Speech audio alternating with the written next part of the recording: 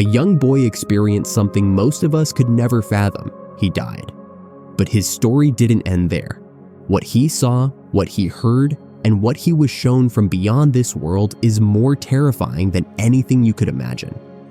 When he came back, he brought with him a prediction so dreadful, it may change the way we view the future forever. This is the story of a boy who returned from death with a message that will haunt you. It all started one fateful day when 12-year-old Jason was out playing with friends. They were running around, laughing, enjoying their carefree childhood when the unthinkable happened. A car swerved off the road, heading straight for him. In an instant, he was struck. His small body was thrown across the pavement, and the world around him went dark. Jason was rushed to the hospital, but despite the best efforts of the doctors, his heart stopped beating. For hours, he was clinically dead. His family gathered by his bedside, praying, hoping for a miracle. The doctors had given up, but somehow Jason's body revived. His heart began to beat once again, and he opened his eyes. But what Jason would later recount was far more than a simple experience of death.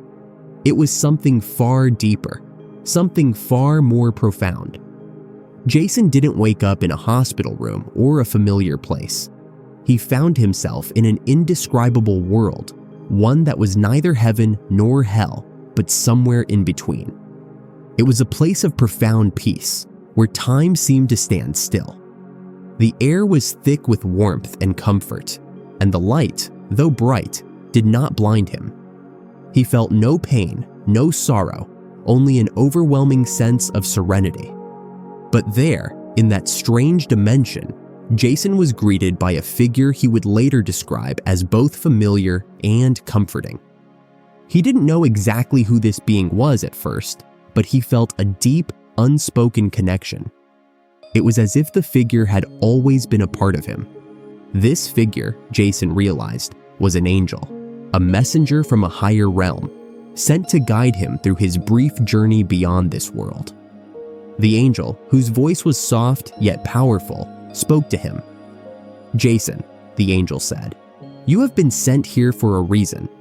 There is something you need to understand. Your journey doesn't end here, and the world has a future, one that is hanging in the balance." Jason's heart pounded as the gravity of the situation sank in. He was being shown something vital for humanity's survival. Suddenly, Jason was no longer alone. Around him, the scene changed. The peaceful surroundings vanished, and instead, he found himself standing in a darkened landscape. He could see the world from above, as if he were floating in space. Below him, he watched as chaos unfolded. Cities were burning, floods were swallowing entire towns, and storms raged uncontrollably across the planet. People were running in fear, their faces filled with terror as they tried to escape disasters they could not control. The angel's voice broke through the horror. "This is the future," the angel said. "If humanity does not change its ways, this will be the fate of the world. You are seeing what awaits if greed, hatred, and ignorance continue to shape your decisions. The earth is suffering, and the balance of nature is on the verge of collapse." Jason's chest tightened as he watched the destruction unfold. He could feel the weight of the vision, the sense of inevitability that hung in the air. This wasn't a far-off possibility. It was a real future, one that would come to pass unless something changed. And then, just as quickly as the vision came, it vanished. Jason was back in the serene, peaceful world he had first entered, his mind racing with the horrors he had witnessed. The angel's voice was gentle, yet firm as it continued. "This vision is not set in stone, Jason. The future is not unchangeable, but it is fragile. Humanity has the power to change its course, but only if they listen, only if they understand that the destruction you saw is a result of their actions. Greed, pollution, violence, these forces must be eradicated before it is too late." Jason listened closely, his heart heavy with the knowledge of what he had seen. He understood the urgency in the angel's words. The angel wasn't just showing him a disaster, it was a plea, a warning to the living to change their ways before they sealed their fate. "You are not alone in this, Jason," the angel reassured him. "There are many who will heed this message, but you must help them understand what is at stake." As the angel spoke, Jason felt a deep sense of responsibility wash over him. He was given a mission to bring back this warning to the world. But how could a young boy like him possibly deliver such a life-changing message? The answer, Jason would soon realize, wasn't about doing it alone. It was about inspiring others to act, to come together for the good of the planet, and for the survival of humanity. Just as Jason began to understand the full weight of his mission, he felt a sudden pull. It was as though the peaceful world he had been in was slipping away, and he was being drawn back to the physical realm. "It is time for you to return," the angel said softly. "You must deliver the message. The world still has a chance, but only if people listen to the warning you bring." In the blink of an eye, Jason was back in the hospital room, surrounded by his family. His mother was crying, her face filled with a mixture of relief and disbelief. "Jason, you're awake!" she exclaimed, holding him tightly. The medical team was in shock. How had he come back from the brink of death? Jason, still in a daze, could barely comprehend the enormity of what had just happened. The world he had just seen felt so far away, but the message, the warning, was clear. He had a duty to share it.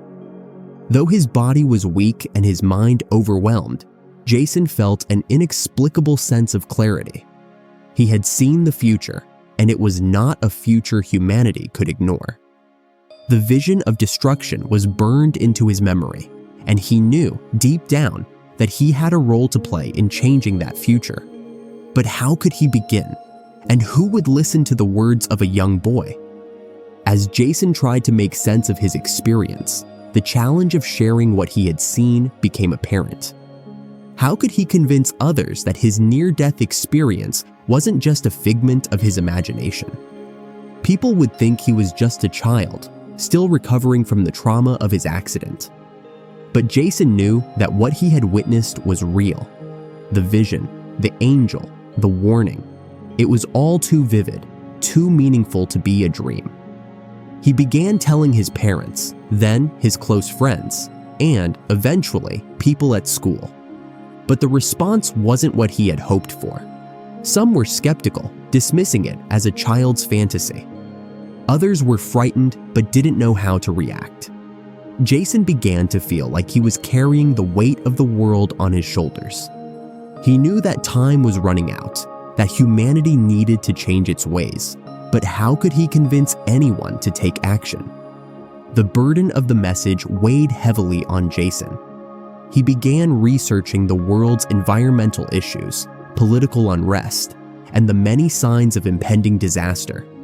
The more he learned, the more he realized that the vision he had been shown was not a far-off possibility. It was a near certainty unless drastic changes were made.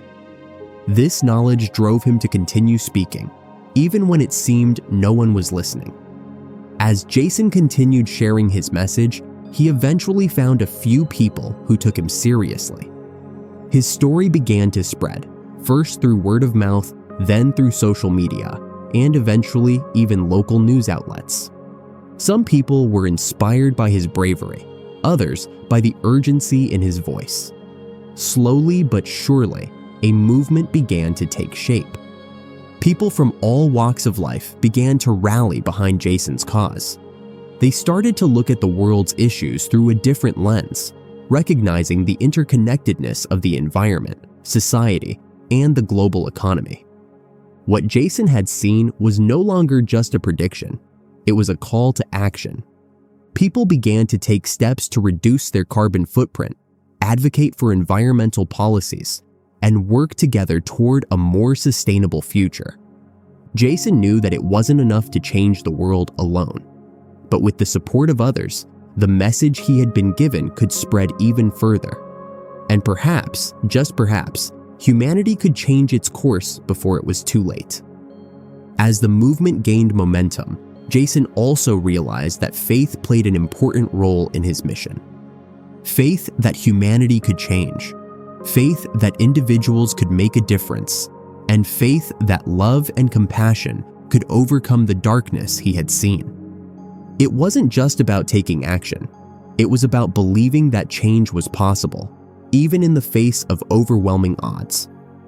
Jason began to speak more openly about his experience in the afterlife, sharing how the angel's words had inspired him to act. "I wasn't shown a future to terrify you," he said in one of his speeches. "I was shown a future to inspire you, to make you realize that we have the power to stop disasters, to prevent suffering." His words resonated with many, especially those who had felt helpless in the face of global crises. Through faith and action, they could make a difference. The message of hope and action that Jason spread didn't just remain in local circles. It grew into an international movement. People from all over the world began to unite, inspired by Jason's words and the vision he had shared. Governments, organizations, and individuals started coming together to work toward a common goal: a sustainable, peaceful future for all. But it wasn't without its challenges. As more people joined the movement, opposition grew. Those who were resistant to change, those who clung to old ways of thinking, started to push back. They spread misinformation, sowed division, and tried to undermine the efforts of the growing movement. But Jason remained steadfast, trusting that the power of love and unity would overcome the darkness. Jason's near-death experience and the vision he shared may have been shocking and terrifying, but they also carried with them a message of hope. The future isn't set in stone, and the world still has time to change. If we all come together, work toward common goals, and take action, we can create a better future for ourselves and future generations. What Jason saw was not an inevitable fate, it was a warning. And through the power of collective action, we can alter that future. But the time to act is now. If you believe in this message, don't wait. Share it, spread it, and be a part of the change that the world desperately needs. If you found this message meaningful, like and subscribe to this channel for more updates on how we can work together to make the world a better place.